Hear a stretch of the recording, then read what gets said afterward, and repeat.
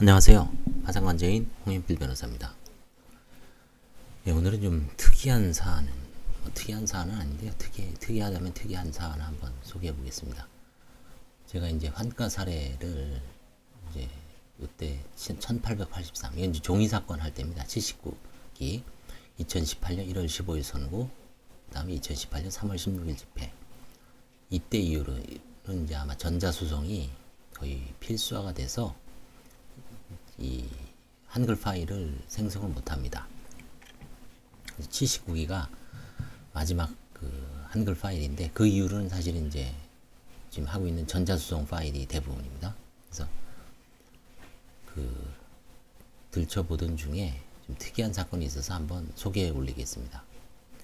이거는 이제 상속재산 파산입니다. 피상속인 망 누구누구의 상속재산입니다. 그러니까 돌아가신 분의 상속재산을 정리해달라고 그 한정승인 신청한 유족들이 한정승인을 먼저 하고 서울회생법원에 상속재산 파산 신청을 한 겁니다.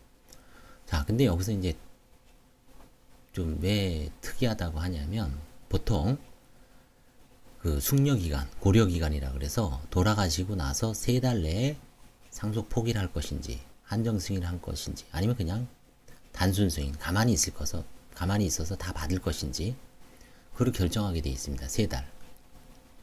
물론 특별한 경우에 이제 그 사망 사실 알지 못한 경우에는 나중에 할 수도 있지만, 원칙적으로 3달 내에 상속 포기, 승인 여부를 결정을 해야 됩니다. 그거를 숙려기간이라고 하죠. 90일입니다. 자, 근데 어떠한 사정으로 인해서 아니면 뭐 포기자가 선순위 상속인이 포기해서 후순위 상속인이 불가피하게 한정승인을 한 경우, 그걸 특별 한정승인이라고 그러죠. 특별 한정승인 후 상속재산 파산 신청을 하면 원칙적으로 각하입니다. 각하. 지금 교과서에, 서울회생법원 교과서에는 특별 한정승인 후 상속재산 파산 신청은 인정이 안 되기 때문에 원칙적으로 각하입니다. 근데 어떻습니까? 이 사건은 파산 선고가 이루어졌고 상속재산 파산이 선고가 이루어져서 관제인은 제가 선임됐습니다. 그래서 그 반드시 교과서의 실무와 다르다는 것을 한번 염두에 두실 필요가 있습니다. 두 번째는 이 사건에서 상속재산은 443원입니다. 443만원도 아니고 443원. 그러니까 예금 그 몇백 원이 남아 있는데, 이런 경우에 왜 유족들은 가만히 계셔도 되는데 굳이 상속재산 파산 신청을 했을까요? 상속재산 파산 신청하는 관제인 선임 비용만 30만 원에 그 대리인 선임 비용도 만만치가 않을 텐데요. 최소한 뭐 100만 원 들어간다고 봤을 때 인지대 송달료하고 해서 한 150만 원 이상 들어갈 겁니다. 상속재산 파산 신청한 이유가 궁금하죠? 뭐 제가 이제 추측컨대 정확한 건 아닙니다만, 일단 법원에서 안내할 때 서울가정법원에 먼저 하죠. 한정승인이나 상속포기를. 특히 이제 한정승인은 하시는 분들은 뒤에 서울회생법원에 가서 상담을 받아보다고 안내문이 돼 있습니다. 그러다 보니까 당연히 일반인들 입장에서는 이거 해야 되는 거 아니냐. 근데 사실은 이제 중간에 대리인들은 과감하게 좀 정리해 줄 필요가 있죠. 뭐 예금 몇백만 원, 몇백 원인데 이거를 굳이 돈 들여서 할 필요가 있을까? 이론적으로는 443원은 절차 비용이 더 들죠. 그래서 이제 이런 경우에 그럼 얼마까지 파산 신청을 하고 어떤 거는 그냥 버릴 것인가? 50만 원 어떻게 할 것인가? 100만 원 어떻게 할 것인가? 사실은 그럼 따지면 한도 끝도 없죠. 그래서 가장 좋은 거는 돈이 넉넉하다면 상속재산 파산 신청 이런 것처럼 몇백 원이라도 해보고 불안감을 지우는 방법이 있고, 뭐 굳이 제가 해본 사건 중에 2만 원짜리도 있고 이렇게 몇백 원짜리도 있고 뭐 몇만 원짜리 그런 거 한 서너 건 해본 것 같아요. 상속재산 파산. 실익은 없죠. 그래서 그런 걸 염두에 둘 필요가 있습니다. 망인, 이거는 망인을 기준으로, 이건 좀 상속재산 파산은 사실 생전 파산하고 좀 안 맞죠.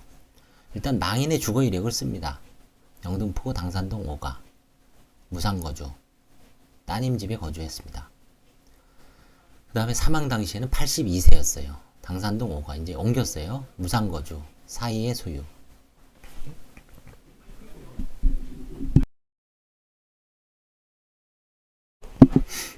그 다음에 이제 직업 이력은 굳이 뭐 쓰셔도 되는데 크게 문제가 안 되죠.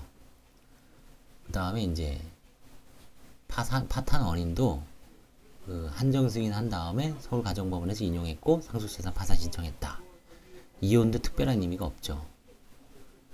이 부분은 좀 쓸 필요는 있습니다. 혹시 생전에 유족들한테 아니면 지인들한테 가족들한테 증여라든가 상속 채권자를 해야 하는 행위가 있을 수도 있습니다.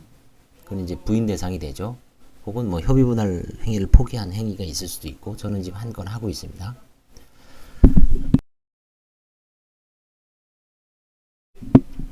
그래서 그런 거는 이제 망인의 그 예금 거래 내역을 쭉 들여다보면 되죠. 아니면 이제 세목별 과세 증명서 같은 거를 들여다보면 재산이 이전했는지가 나옵니다.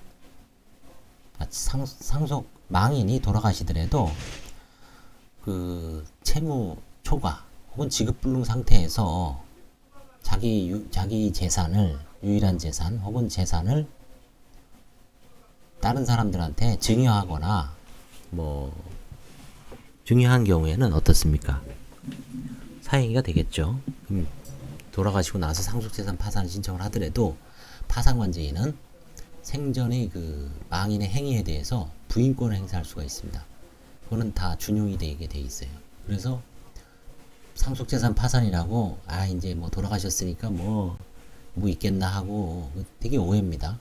부인권은 오히려 정확하게 검토를 받고서 그 대리인하고 상의를 하셔야 됩니다. 무조건 그냥 상속재산 파산 신청이 아닙니다. 찝찝한 문제가 있을 때는 오히려 안 하는 게 나을 수도 있습니다. 이분은 3,407만 원이죠. 제네시스 유동화 전문에서 아마 오래된 채무일 거예요.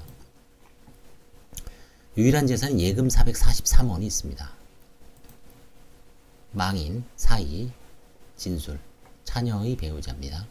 망인이 97년부터 2007년까지 국민은행에서 소액 대출을 받아 장기간 연체하여 유동화 전문 회사에 채권 양수됨.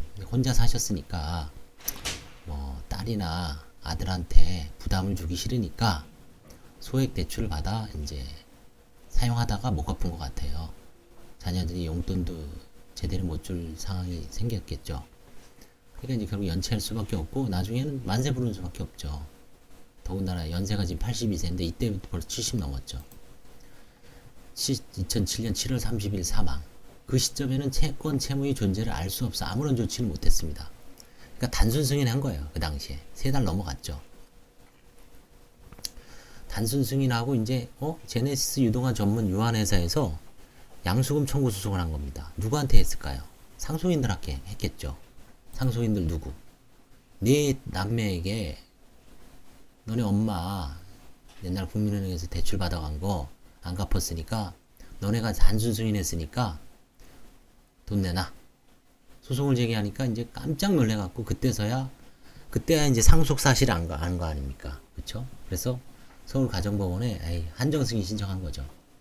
상속 포기를 할 수도 있습니다.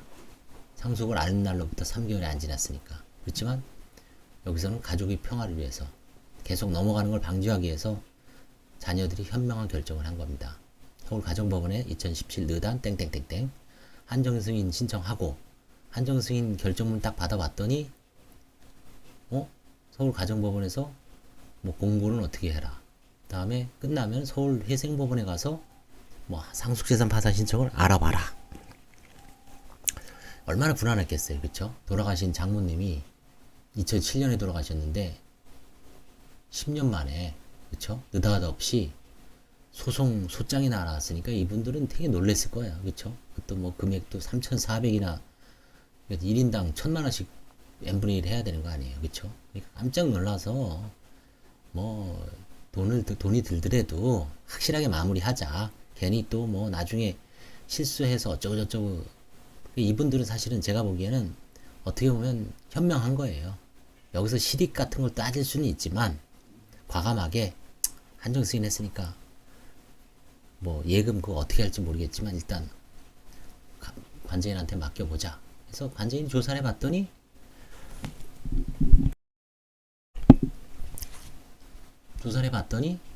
특별 한정 승인이야. 저는 아직 교과서를 안 찾아봤습니다만 창원에 있는 모 변호사님이 이제 관제인 밴드에다가 올리셨어요. 이런 똑같은 사안이 있었어요. 몇 년 후에 이제 특별 한정 승인했습니다. 그랬더니 교과서를 찾아보니까 특별 한정 승인하고 상속재산 판사 신청은 인정이 안 된다. 각하다 들어오면. 근데 이미 창원에서 판사님이 선고해버린 겁니다. 서울에서 선고한 거죠.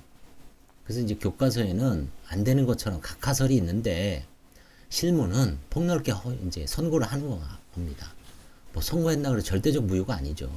조금 해석문상 좀 애매한 측면이 있는데 엄격하게 해석하면 뭐 그 교과서 얘기가 맞을 수도 있지만 실제 실무는 이제 특별 한정 승인도 하고 있습니다. 상속재산 파산 신청 선고를. 그래서 관제인이 이제 재산 조사를 다 해봤더니 아무것도 없어요. 443원 있습니다. 시티은행에. 당연히 그거 절차 비용 부족이죠. 포기하고 한가 포기. 한가 포기하면 그거 자유재산이 되죠. 그럼 자유재산이 되면 한정 승인 상속인들이 그걸 사용할 수 있을까요? 사용하면 부정수비 은닉은 아니죠. 그렇죠? 그러면 뭐 그냥 놔두면 끝이죠. 그래서 이 사안은 이제 저 여기 특별 한정 승인 인용 이후 이 사건 상속재산 파산 신청하. 그래서 망인의 재산 없는 것으로 사료되고 현재 예금 443만원 절차 비용 부족으로 환가 포기, 파산 폐지. 그렇죠? 이런 식으로 해서 이 사건에서 이제 알 수 있는 것은 서울회생법원 특별 한정 승인과 상속재산 파산 신청은 교과서와는 다르게 실무가 운영되고 있다. 그 다음에 아주 소액 예금, 뭐 저도 443만원도 있지만 나중에 하다 보면 뭐 몇만원, 2만원짜리, 그 다음에 몇만원도 있어요. 그런 경우도 마찬가지입니다. 상속재산 파산 신청한 이유는 근본적으로 이제 불안감입니다. 불안감. 상속재산 파산 신청한다 그래서 특별히 혜택이 있는 건 아니에요. 법적으로. 지금 저희 관제인 세미나에서 상속재산 파산 신청을 어떻게 과연 이게 뭐 한다 그래서 실익이 무엇인가? 면책이 되는 것도 아니고, 그쵸? 그러니까 면책 제도가 없으니까 잘못하면 상속 한정 승인 신청자들이 그냥 뭐 나자빠져 있어요. 협조를 잘 안 하는 문제도 있고, 그쵸? 그래서 좀 문제가 있는데 아마 이제 개선을 해야 되겠지만 뭐 근본적으로 입법적으로 이제 해결을 해야 되겠죠. 예. 결국은 답은 서울회생법원 파산교과서와 다른 실무가 행해지고 있지만 뭐 별다른 문제는 없다. 이양 440만 예금인데도 상속재산 파산 신청한 이유는 결국은 불안감 해소다. 이 정도로 정리할 수 있을 것 같습니다. 감사합니다. 도움이 되셨다면 좋아요와 구독을 눌러주시기 바랍니다. 감사합니다.